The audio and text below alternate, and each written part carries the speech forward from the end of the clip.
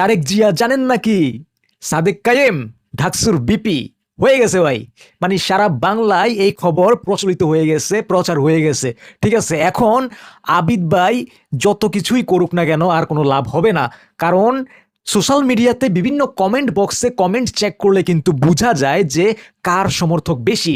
এখন আমি জানি না, আমি নির্দিষ্ট কোনো দলের হয়ে কথা বলতে আসি নাই, নির্দিষ্ট কোনো দলের দালালি করতে আসি নাই, কিন্তু আমি যেটা দেখতে পেয়েছি, ঠিক আছে, মানে সোশ্যাল মিডিয়াতে আমি যতটুকু অবজারভেশন করতে পেরেছি বা রিসার্চ করতে পেরেছি, বিভিন্ন কমেন্ট বক্স, প্রচুর কমেন্ট পড়ি ভাই, আমি প্রচুর কমেন্ট পড়ি।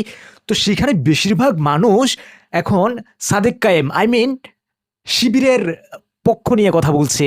মানে কেমন একটা দিন চলে আসলো যে এখন প্রতিদিনই একটা একটা একটা একটা একটা কেমন যেন হয়ে গেছে যে প্রত্যেকটা দিনই কিন্তু শিবিরের জনপ্রিয়তা কিন্তু বেড়েই যাচ্ছে, বেড়েই যাচ্ছে। হুট করে দেশের একটা কেমন যেন একটা আবহাওয়া চেঞ্জ হয়ে গেল, সবাই শিবিরকে ভালোবাসা শুরু করলো।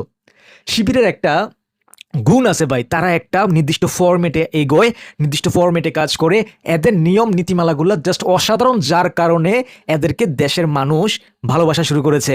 এবং এর প্রমাণ, ছোট্ট প্রমাণ হিসাবে ঢাকসুর যে নির্বাচনটা হয়েছে সেটাই কিন্তু প্রমাণ করে। এখন সবচেয়ে বড় বিষয়, সবচেয়ে বড় যে জিনিসটা আমি অবজারভেশন করেছি সেটা হচ্ছে যে ঢাকসুতে যখন নির্বাচনের প্রচারণা চালানো হয়েছিল বা হচ্ছিল, আবিদ ভাই যখন প্রচারণা চালাচ্ছিল, তারপরে সাদেক কায়েম ভাই যখন প্রচারণা চালাচ্ছিল, মানে মানে এখানে দুজনের ভিতরে অনেকটাই পার্থক্য আমি দেখেছি। যেমন আবিদ ভাই কথা বলার সময় আহ, আহ, আহ, আসসালামু আলাইকুম, মানে খুব মানে এত ভনিতা বোঝাই যাচ্ছে যে এটা একটা আর্টিফিশিয়াল ল্যাঙ্গুয়েজ। ঠিক আছে, মানে বডি ল্যাঙ্গুয়েজটা এমনভাবে, আসসালামু আলাইকুম আপুরা কেমন আছেন, ভালো আছেন, আসসালামু আলাইকুম আপুরা, মানে এই যে বডি ল্যাঙ্গুয়েজটা বা এখানে একটা ফেক ফেক ভাব আছে। ঠিক আছে, আমি জানি, আপনি জানেন যে আপনি যদি কখনো যদি বিজয়ীও যদি হয়ে যান, যদি জয়ীও যদি হয়ে যান, আপনি কিন্তু এই ল্যাঙ্গুয়েজে কিন্তু আসসালামু আলাইকুম আপু, আসসালামু আলাইকুম, মানে এই ল্যাঙ্গুয়েজে আপনি কথা বলবেন না।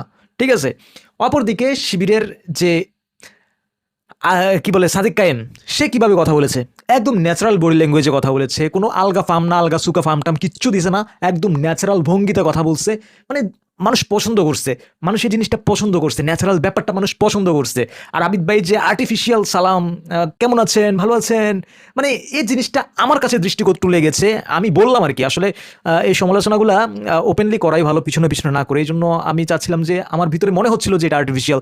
দ্যাটস ওয়াই দেখেন আমার কাছে তখনই মনে হয়েছে যে মানুষকে এত বোকা আছে, ঠিক আছে, যে আর্টিফিশিয়াল ভাবে সালাম দিল, কেমন আছেন, হাই। মানে আমি নিজেও তো ভাই আমি পছন্দ করতাম না, পছন্দ করি নাই, হয় নাই, দ্যাটস ওয়াই এখন হয় নাই। সাদিক কাইম ভাই বিজয় হয়ে গেছে। এখন প্রত্যেকটা দিন দেশের মানুষ শিবিরকে ভালোবাসতেছে। আপনি আপনি কাকে ভালোবাসেন আপনার কমেন্ট বক্সে আপনার মতামতটা কিন্তু জানাতে ভুলেন না, ঠিক আছে। আর বেশি বেশি করে ভিডিওটা শেয়ার করবেন। শিবিরকে মানুষ কেন ভালোবাসে, শিবিরের কোন কোন গুণগুলো আপনার ভালো লাগে, ডেফিনেটলি একটু কাইন্ডলি কমেন্ট করে জানাবেন, যাতে আমরাও জানতে পারি।